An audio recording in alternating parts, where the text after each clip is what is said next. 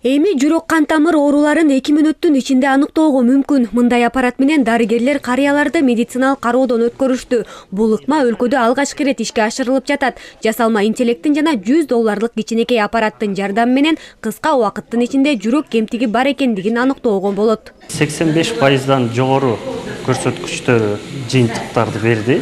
Көрсөткүчтөрү бул жаман көрсөткүч эмес. Андыктан салыштырмалуу иретинде биринчи жүрөктүкүн изилдедик. Бирок албетте бир убакыттан кийин башка дагы жүрөктөн башка дагы органдарды кошууга бир мүмкүнчүлүктөрүбүз бар. Балким бир убакыттан кийин бир эле келип баардык органдарын кыска убакыттын ичинде бир эле сканировать эткен мүмкүн болоттур. Бул биринчи кадамдардан. Убакыт азыр билесиздер, убакыттан үнөмдөө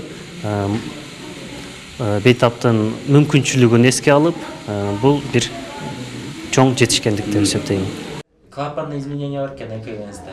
Клапанный изменения деген жүрөгүңүздүн ортосундагы. Бул ыкма жөнөкөйлүгү менен башка медициналык изилдөөлөрдөн айырмаланат. Келечекте смартфону бар ар бир адам болжолдоо ыкмасын үйрөнүп алат. Расмий статистика боюнча 40 жаштан кийин дээрлик ар бир 3-чү адам жүрөк оорусуна чалдыгуу коркунучу бар. Алардын ичинен жүрөк жетишсиздиги өзгөчө кооптуу деп эсептелет. Көп адамдарды кыска убакыттын ичинде жанагындай жүрөктүн оорусунун жетишпегенин башталып атканын аныкташ үчүн бул абдан керектүү метод болуп атат. Эми биз жаңы эле мындайча айтканда жарым жыл болду патент алганыбызга.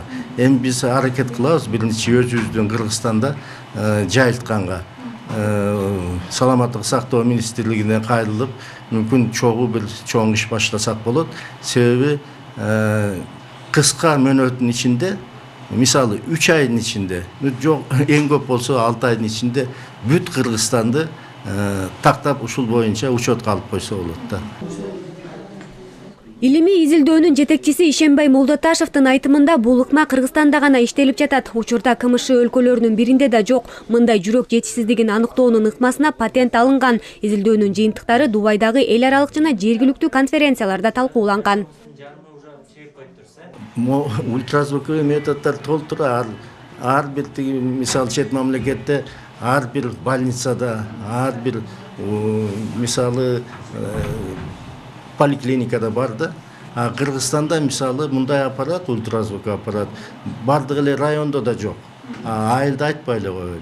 Ошон үчүн биздин шартта анан СНГ боюнча деле, вообще дүйнө жүзү боюнча деле эгерде көп адамдарды кыска убакыттын ичинде жанагындай жүрөктүн оорусунун жетишпегенин башталып атканын аныкташ үчүн бул абдан керектүү метод болуп атат. Эми биз жаңы эле мындайча айтканда жарым жыл болду патент алганыбызга.